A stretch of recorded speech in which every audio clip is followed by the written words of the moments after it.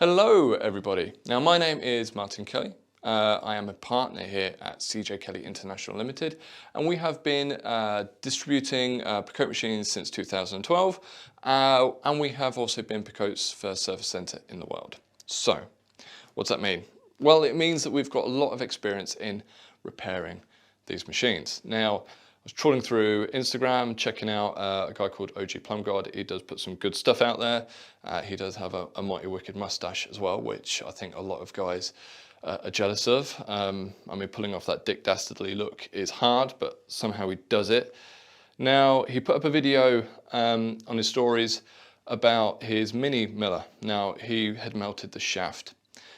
He does openly admit he was running it probably too hard and using it in pretty direct sunlight, so it's more likely to melt. On my Picote, this is the second time I've done this, but I've overheated the cable, and you know, it's over 100 degrees outside, and I'm running this thing as fast as it can, and it melts this core sometimes.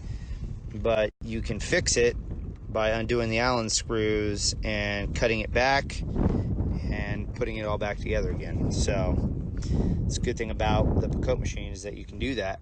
Moral of the story is that you gotta learn and try to work on your own equipment in the field.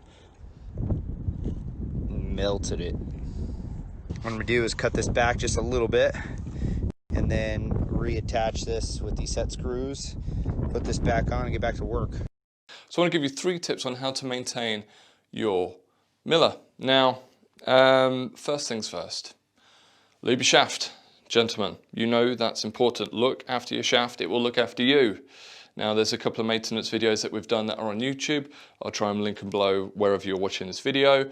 Otherwise, just search Picote shaft maintenance and you'll probably find my face showing you how to maintain your Picote miller. Now, the second thing after that, because obviously if it's lubed, it will run smoother, therefore there'll be less friction, less heat, and it's less likely to melt. So first things first, lube it regularly every 4 to 5 weeks.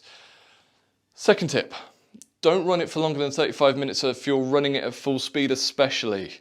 Give that machine time to breathe, give it time to cool down and bring that shaft temperature down. Now this does happen a lot. We're working on those particularly tough jobs. Like OG said in this video, he was struggling to open up this lateral connection and he was probably just pushing it at full speed harder and longer than he should have been. So don't run it for longer than 30 minutes. Go back to the job, have a breather and have another crack at it. Now the third tip, we're on third.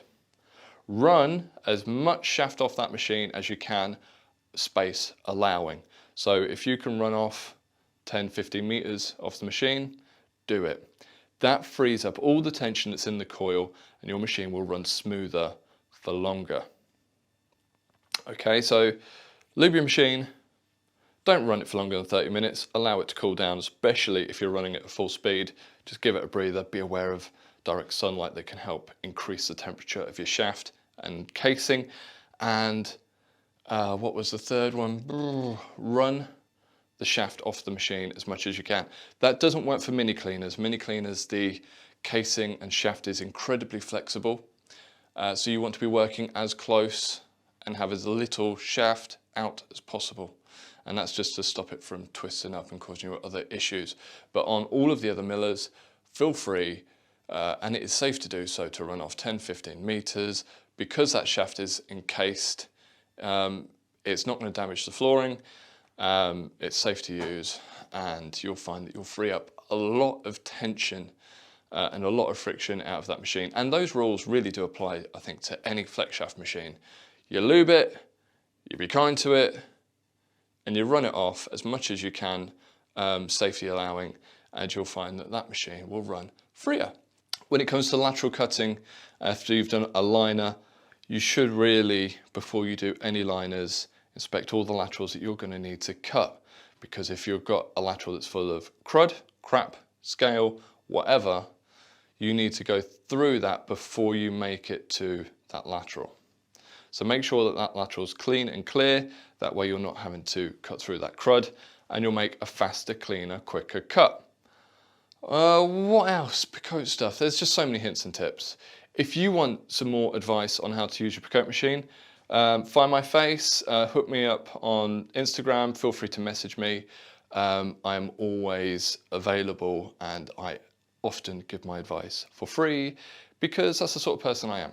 Now, let's round this off. My name is Martin Kelly, CJ Kelly International, Picote, distributor extraordinaire. I've been doing it a while. If you need any help and advice, ask. And I'll see you soon.